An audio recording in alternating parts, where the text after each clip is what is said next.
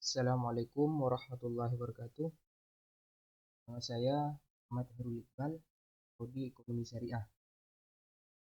Pada kesempatan kali ini, saya akan mempresentasikan tentang mekanisme pengelolaan dana baru berdasarkan pada penerapan konsep manajemen risiko lembaga asuransi syariah untuk memenuhi tugas manajemen risiko dan asuransi syariah yang diampu Bapak Temi Wijaya. A. Pengertian asuransi syariah. Dinyatakan dalam pasal 24 Wetbook Van of Handel, Kitab Undang-Undang Perniagaan.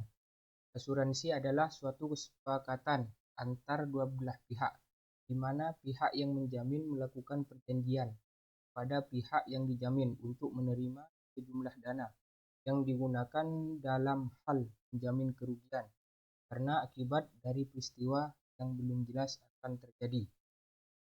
Jadi, asuransi yaitu kesepakatan kedua belah pihak, pihak tertanggung dan pihak penanggung. Apabila pihak tertanggung mengalami kerugian dari segi finansial maupun lainnya, maka pihak penanggung harus berkenan mengganti kerugian yang dialami pihak tertanggung sesuai dengan perjanjian di awal.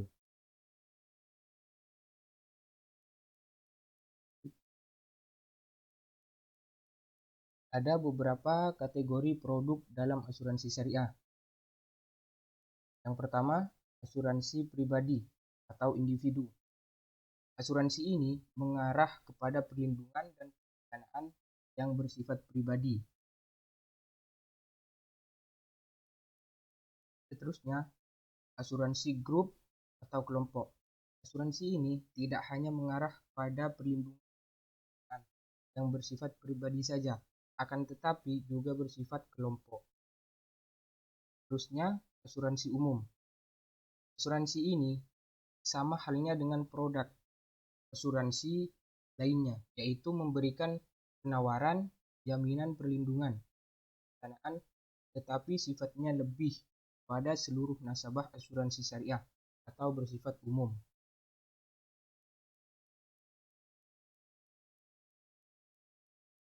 B. Pengertian dan pengelolaan dana tabarruk. Tabarruk dalam bahasa Arab berasal dari kata tabarro'a yatabarra'u tabarru'an, berarti derma atau sumbangan.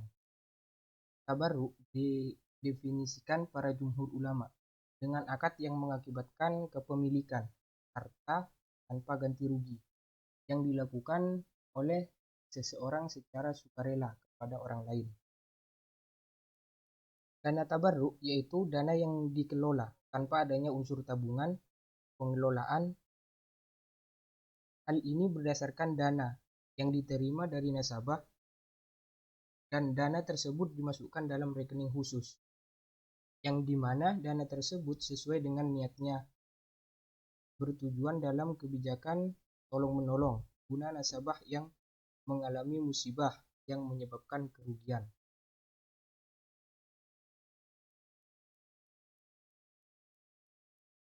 Pengertian manajemen risiko.